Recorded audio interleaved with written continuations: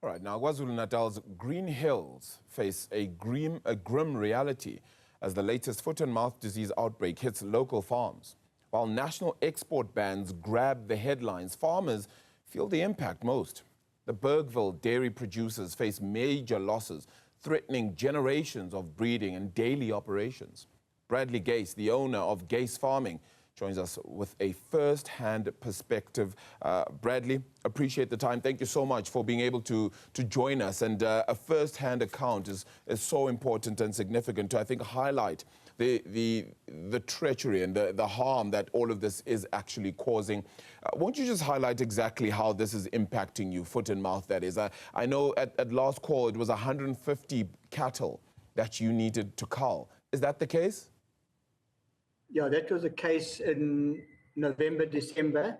The cattle have now recovered, and we trying to get back onto track. We about 2 liters down on where we should normally be, but November, December was a nightmare, and we incurred big losses in those 2 months. Does that mean that now you've sort of been able to, because of the culling, that you no longer have foot and mouth in your farm and your stables anymore? Or is it just a case of you're trying to mitigate it where you can and you have to do testing fairly often? No, the foot and mouth has now run its course. It's gone through us. The cattle have recovered. The ones that didn't recover, we got rid of. We culled, but they almost 100% back to where they should be. Yeah. But the big worry is now we still haven't got the vaccine, and is the chance of getting reinfected, because it's all around us still. So we're just waiting for vaccines to stop the reinfection. Yeah, and that was going to be my next question on that long-term genetic impact that it might actually have on the quality of your herd, one. But two, without that vaccine, it puts you at even greater risk of having the same impact, the same set of losses again in future. Yes, a couple of farms in our area have been reinfected for the second time, and we're all just waiting for the second wave to come through. But we just hope that this vaccine can get to us before the second wave hits us.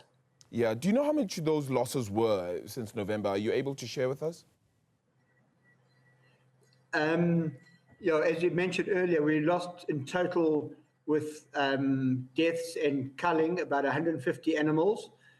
So in the future, we're going to be a bit short on where we should be, but South African farmers are quite resilient, so hopefully we'll bounce back quite quickly. Yeah, and the financial losses there as well. I can imagine veterinary and feed costs also skyrocketing for you. Yeah, the financial losses have been huge. Depends on how bad some of the farmers have got, but they're all running between 4,000 to 6,000 rand an animal loss, and they've mounted up to some big amounts. Are you getting any government assistance, financially that is as well, for all of this?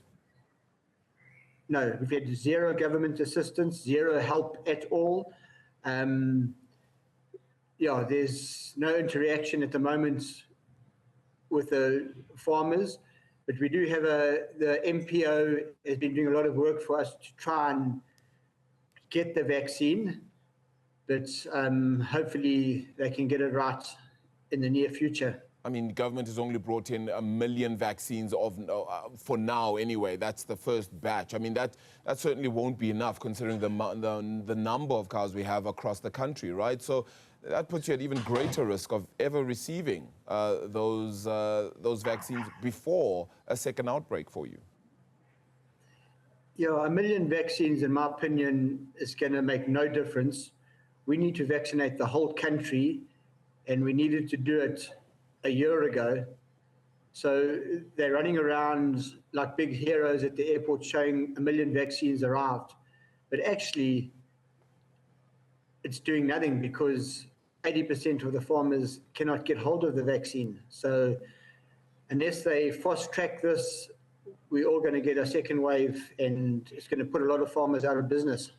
So do you think government's pretty much delaying the process here? Should farmers be allowed to pretty much buy these vaccines themselves, for example, or should government actually just be steamrolling and fast-tracking the availability of these vaccines? The only way to fast-track this is to give it to the private sector, to the private vets, and that'll fast-track it, get the vaccines out. If it has to go through all the red tape with the government, I think we've got a long road ahead of us, and I don't know how much light it is at the end of the tunnel. They just have to hand it over to the private sector. Yeah, and I mean, your farm has been in your family for, if I believe, I think it's 5 generations, if I'm correct here. I mean, could this force you to relook at certain assets? You know, part of your legacy here on Gace Farming becoming a little bit dodgy. Is that a fear for the future of the farm? It's a big fear because the next generation of kids that are coming through that are in the early 20s, they're looking at this and the support and the help we've been getting, and they all got second thoughts now, thinking, is going into farming a good future for them? And the farming industry at the moment is on tender hooks. No one knows which way to turn at the moment. So hopefully they can get their act together and get this vaccine out. Yeah, very, very important. And you said you produce how much milk as well? I don't know if you can put that on a monthly or an annual basis. Yeah, for the first 2 months, we lost about 40% of our milk production. And at the moment, we're down maybe 20%. And I think we'll be down for a couple of months till the cows dry off and calve again. So I'm hoping by August, September, we will be back to where we should be. Sure, it's still a very long wait to get there. Bradley Gace, thank you so much for joining us to pretty much share your story, to share just how deep the impact has been on yourself.